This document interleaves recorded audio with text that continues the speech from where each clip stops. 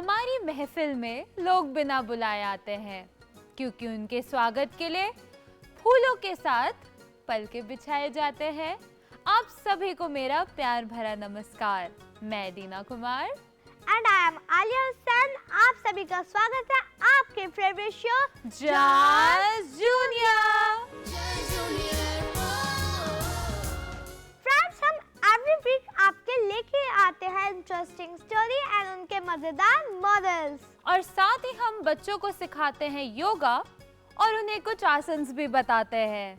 हाँ दीना दी, हमारे जूनियर्स तो बहुत ही स्मार्ट हो गए हैं। वो सब मेरे साथ फोन पे बात भी करते हैं। क्या आपसे भी हमारे लिटिल व्यूअर्स बात करते हैं? ओह, तो मतलब सब व्यूअर्स आपसे फोन पे भी बात करें, मुझसे तो कोई बात नहीं करता।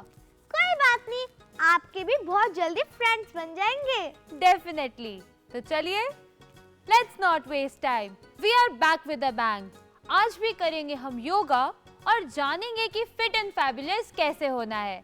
लेट्स नॉट वेस्ट टाइम और चलिए योगा करते हैं। चेष्टा दीदी और दो छोटे जूनियर्स जो हमें बहुत ही इजी आसन सिखाते हैं और हमें मोटिवेट करते हैं फिट एंड फ्लेक्सिबल रहने के लिए। ओम भूर्भुवः स्वः तत्सवितुर्वरेण्यं भर्गो देवस्य धीमहि धियो यो नः प्रचोदयात्। ओम शांतिः शांतिः शांतिः। नमस्कार बच्चों, आज हम सीखेंगे कुछ वो आसन जो आपको थोड़ा सा स्टेप अप करेंगे, जैसे कि काउ पोज, कैमल पोज और बो पोज। ये आसन करने के लिए आपको बिल्कुल अच्छे मन से करना होगा। ध्यान रहे आप शौच मुक्त हों और पूरा मन से आज इसको करेंगे, क्योंकि ये आसन बहुत अच्छे हैं आपकी बॉडी के लिए और हम धीरे धीरे इनको सीखेंगे।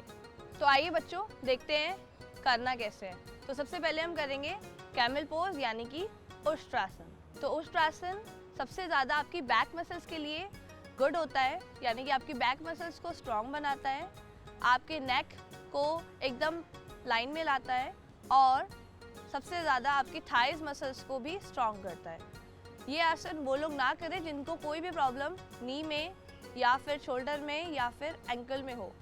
तो देखते हैं करना कैसे। सबसे पहले आप घुटनों के बल खड़े हो जाइए, लेग्स में थोड़ा सा गैप रहेगा और सामने की तरफ देखना है। आपके पीछे से पैर फ्लैट होने चाहिए, फ्लैट। और अब आपको एकाएक हाथ को पीछे ले जाना है और टखने से लगाना है, यानी कि इसको करना कैसे, ऐसे 1 and 2। गर्दन को भी पीछे की तरफ रखना है। अब धीरे धीरे आप एक एक हाथ को वापस लाइए और सामने की तरफ आके बैठ जाइए।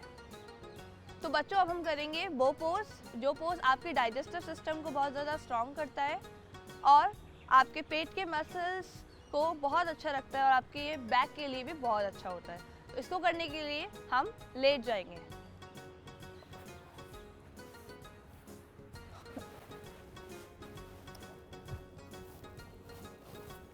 तो आपके दोनों हाथ आपके पॉकेट के पास रहेंगे और आप रिलैक्स रहेंगे। सामने की तरफ देखना है और आपके दोनों थंब को आपको पकड़ना है ऐसे। अब धीरे धीरे आप दोनों थंब को ऊपर लेके जाएंगे और सामने की तरफ देखेंगे। तो इस आसन में आप धीरे धीरे वापस आ जाइए।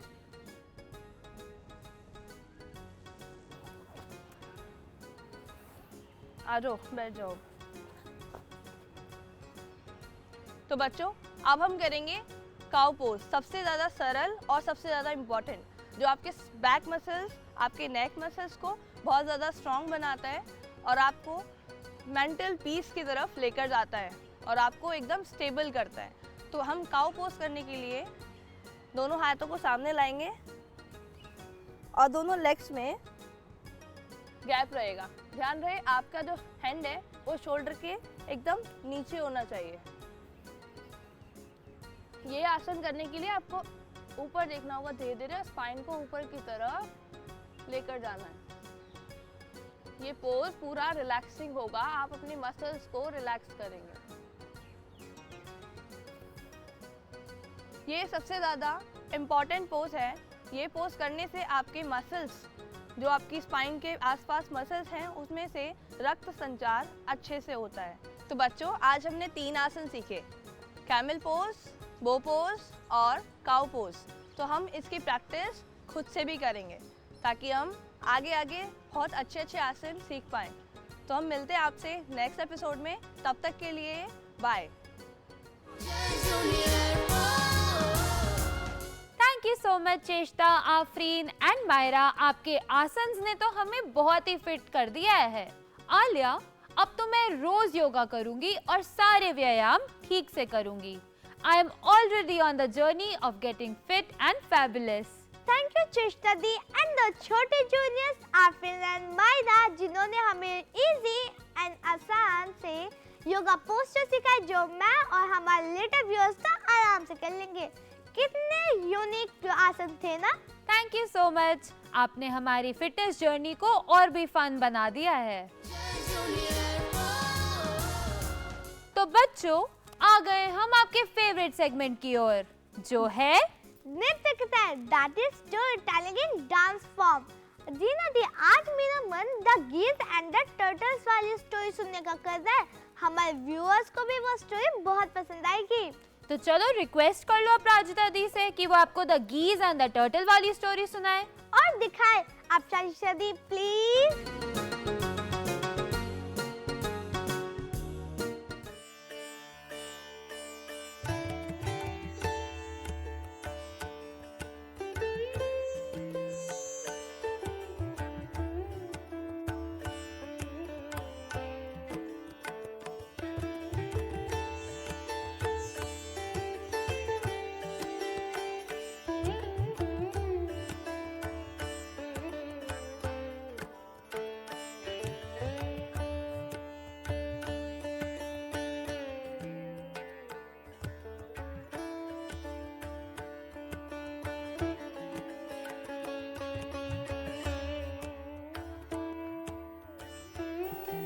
पंचतंत्र की अजब कहानी मन सबका लुभाए, जिससे सीख मिलेगी सबको सुनकर आनंद उठाए। तपोवन में रहता था भोले नाम का कछुआ, बातें करना बहुत पसंद था दिन रात शाम सुबह।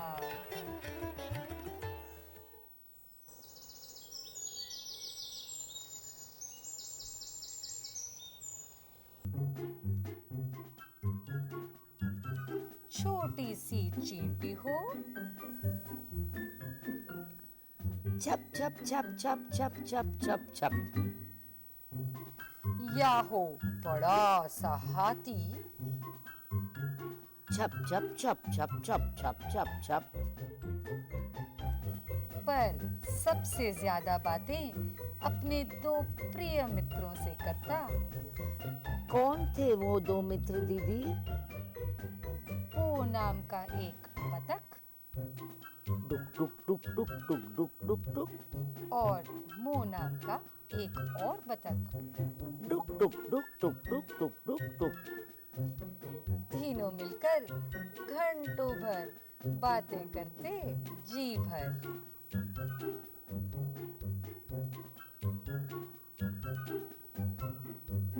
फिर एक दिन बो ने देखा, जिस तालाब में रहते थे उस तालाब का पानी तो थोड़ा ही रह गया था। हमें यहाँ से दूसरी जगह चले जाना चाहिए मो। हाँ, यहाँ तो मछली भी खत्म हो रहे हैं जल के बिना बो।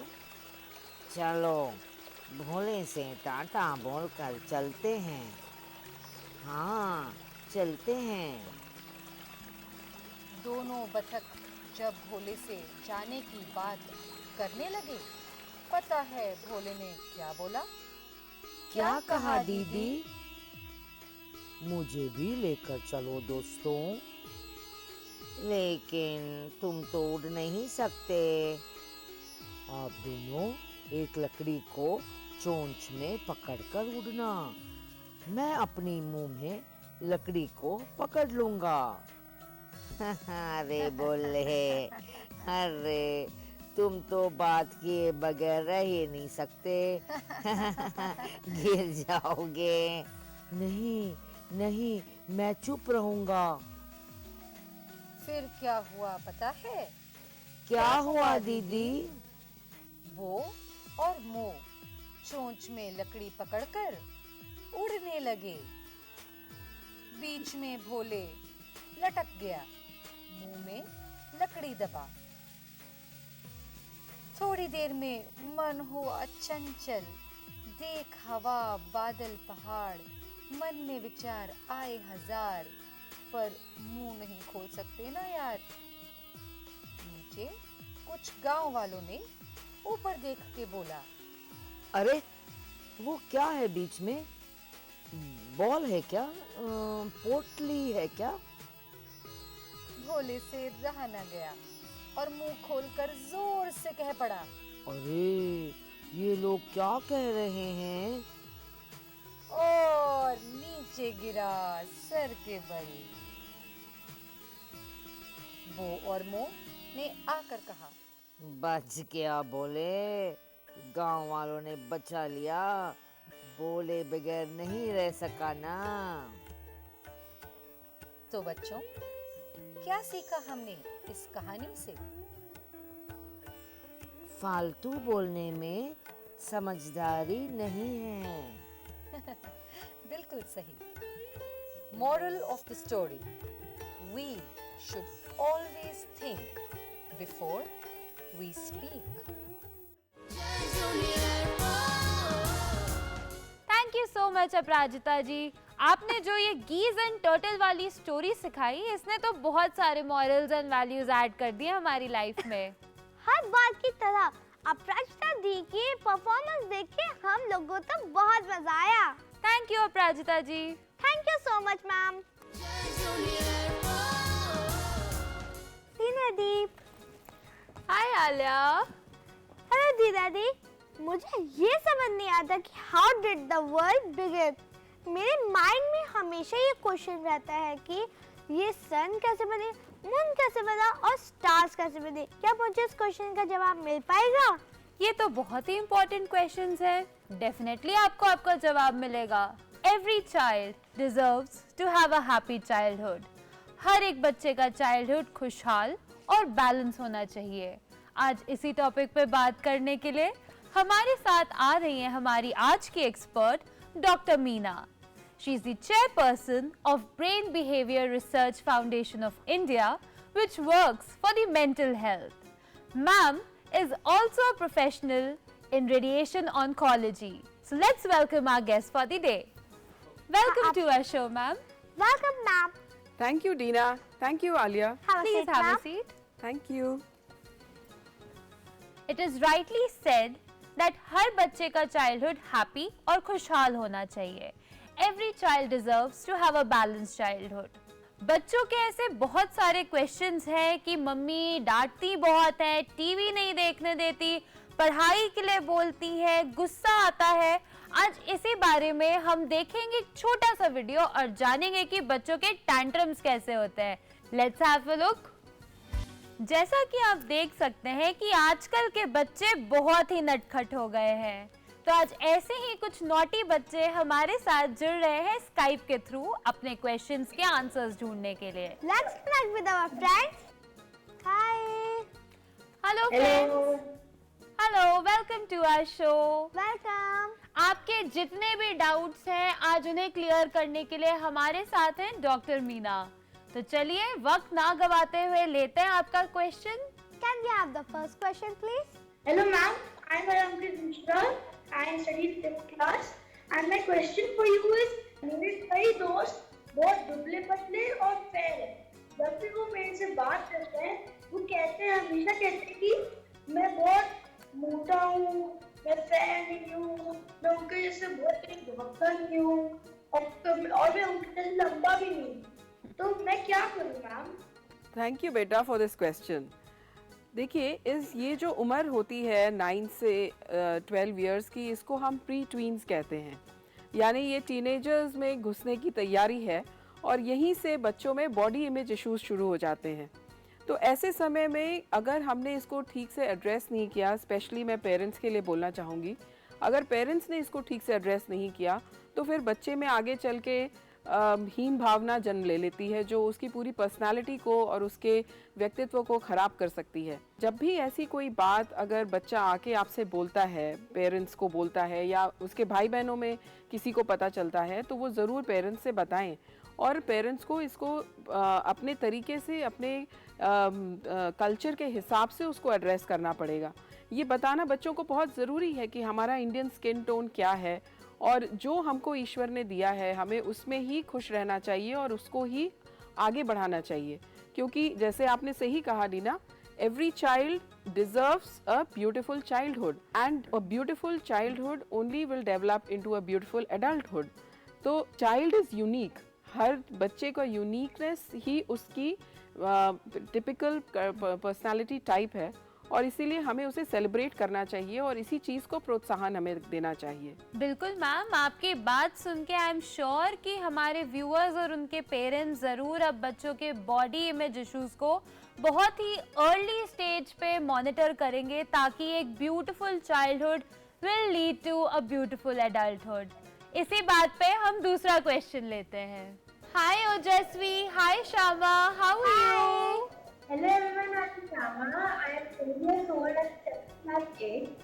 So my first question to Dr. Meena is, जैसे हम teenagers होते हैं, जैसे मैं भी टीनेजर होने वाली हूँ और मैंने अपने बाकी फ्रेंड्स को भी देखा है कि उनको गुस्सा बहुत जल्दी आ जाता है। जैसे मम्मी कुछ भी बोलते हैं कि ये काम ऐसे नहीं करो, ऐसे करो, लगता है कि जैसे हम ही सही है, दूसरे लोग गलत हैं। और तो ऐसा क्यों होता है हमारे साथ? तो मतलब इसमें क्या करना चाहिए?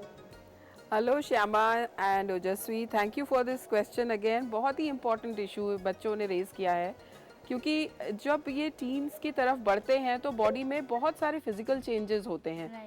जैसे जो ब्रेन में एक ग्रंथि होती है जिसे हाइपोथैलेमस बोला जाता है और पिट्यूटरी, तो ये कुछ ऐसे हार्मोन सिक्रीट करने लगते हैं जिसकी वजह से बॉडी में आप एडल्टहुड की तरफ जो चेंजेस होते हैं उनका बनना शुरू हो जाता है। तो जब ऐसा होता है तो इसे कहते हैं रेजिंग हार्मोन्स।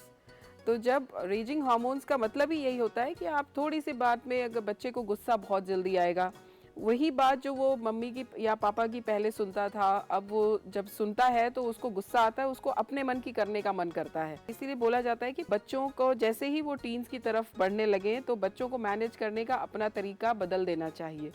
यानी जो चीज़ें आप बार बार पहले बोलते थे, बच्चे को छोटेपन में टोकते रहते थे, वो अब आपको बंद करना होगा। उसको आपको बहुत ही अच्छे तरीके से बच्चे को समझाना होगा कि बेटा ये काम आपको करना है, क्यों करना है, इतने टाइम में क्यों करना है और इससे आपका क्या फ़ायदा है, क्या नुकसान है। तो you have to start acting एक फ्रेंड की तरह से पेरेंट्स को अपने बच्चों के साथ बिहेव करना शुरू करना पड़ेगा।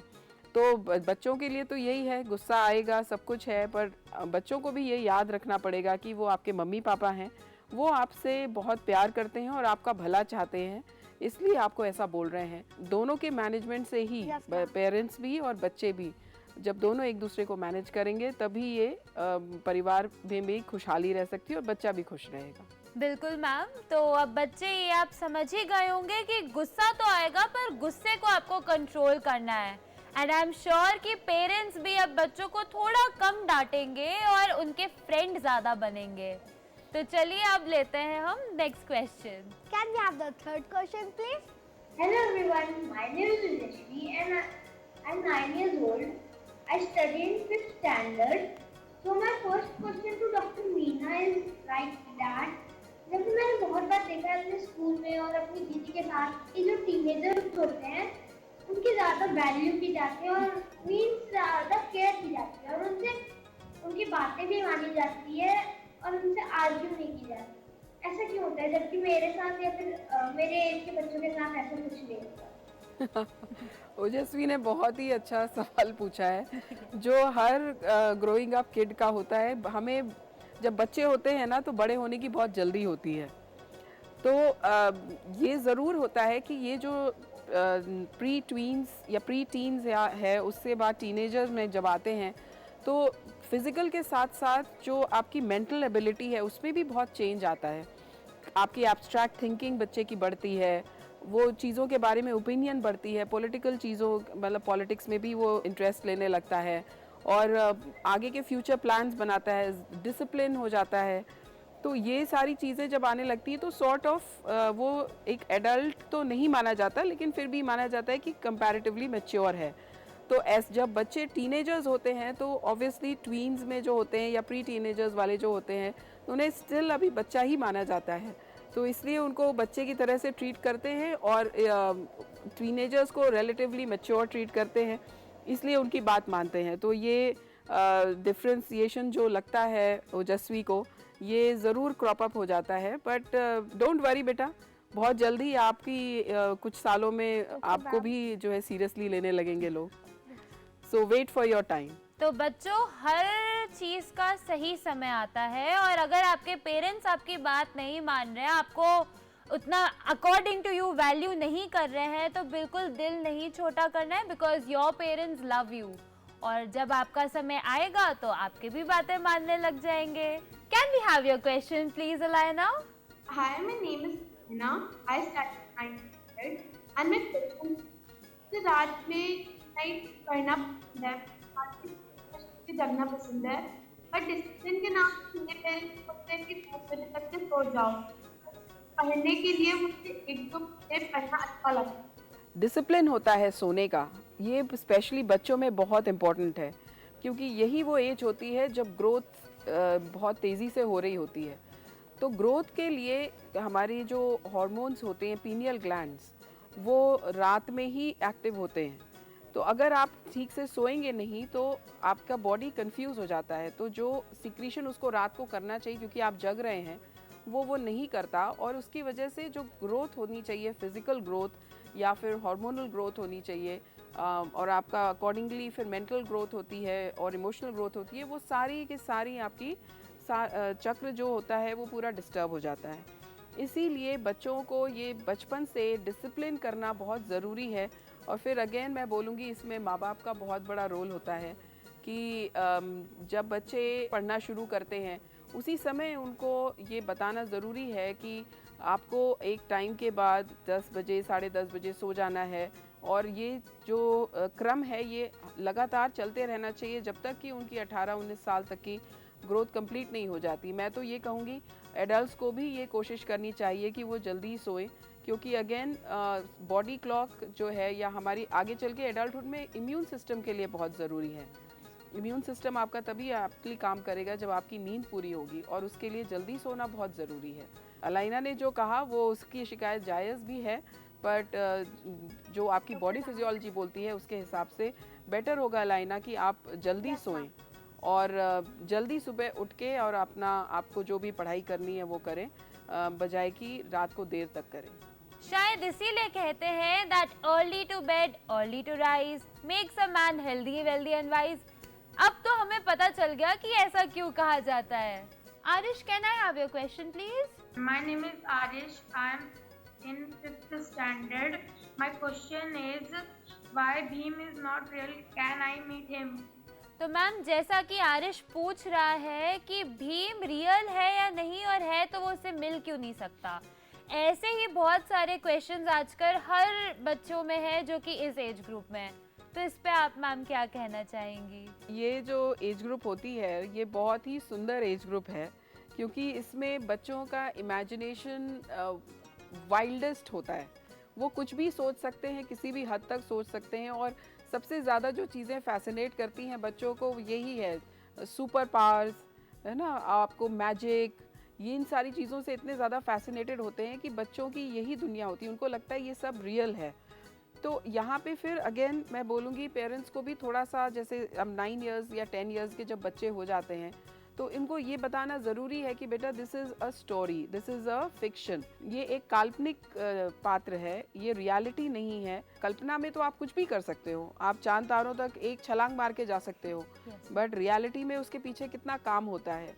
तो ये जब आप धीरे धीरे बताना शुरू होंगे तो जैसे जैसे बच्चे बड़े होने लगेंगे, 10 इयर्स के होंगे, 11 इयर्स के होंगे, तो वो धीरे धीरे इस बात पे ज़रूर अपना ध्यान बना सकते हैं कि ठीक है ये चीज़ है, अच्छी है, बहुत एक्साइटिंग है, मज़ा आ रहा है, लेकिन ये रियलिटी नहीं है। तो जब ये चीज़ उनके अंदर आनी शुरू हो जाएगी तो अपने आप ही जो उसका क्वेश्चन था वो अपने आप ही वैलिड नहीं रह जाएगा, उसको ये ज़रूर समझ में आ जाएगा उम्र के साथ, समय के साथ, कि भीम अच्छा तो है बट वो रियल नहीं है और वो नहीं मिल पाएगा उससे। तो आई गेस पेरेंट्स आपको बच्चों को रील और रियल के बीच का जो डिफरेंस है वो बताना होगा, ताकि हमारे आरिश जैसे बच्चे ये ना पूछे कि भीम कहाँ है, भीम से मिलना है या भीम की तरह खूब सारे लड्डू खाने हैं। तो बच्चों, आई एम श्योर कि आपके सभी क्वेश्चंस के आंसर्स आपको मिल ही गए होंगे, and now you will act more maturely, right friends? So we will meet you next week. Till then, bye. Take care. Bye bye friends. Thank you so much, Dr. Meena. आप हमारे show पे आई and definitely your tips and words have the power to change everyone. I am sure कि अब बच्चे और उनके parents थोड़ा सा एक कॉर्डियल रिलेशन बना के रखेंगे, फ्रेंडली रहेंगे और जितनी भी टिप्स एंड ट्रिक्स हमारी मैम ने बताई वो ज़रूर फॉलो करेंगे। Thank you, ma'am. Thank you, Dina. It was lovely to be here. Thank you ma'am so much. Thank you. Alia, आज आपने इतनी सारी चीजें सीखी, तो चलो बताओ हमारे व्यूअर्स को कि आपने क्या-क्या सीखा। दीना दीदी, हर बार की तरह मैंने योगा के कुछ न्यू पोस्टर सीखे, नृत्य कथाओं से मैंने वैल्यूएबल स्टोरी सुनी और देखी भी, और मीना मैम के टिप्स को ध्यान में रखते हुए अब मैं ज़्यादा एंग्री नहीं होंगी। So friends, it's now time to take your leave. We will meet you at the same time with some new topics and experts. Only on your favorite show, Jazz Junior. Till then, bye bye.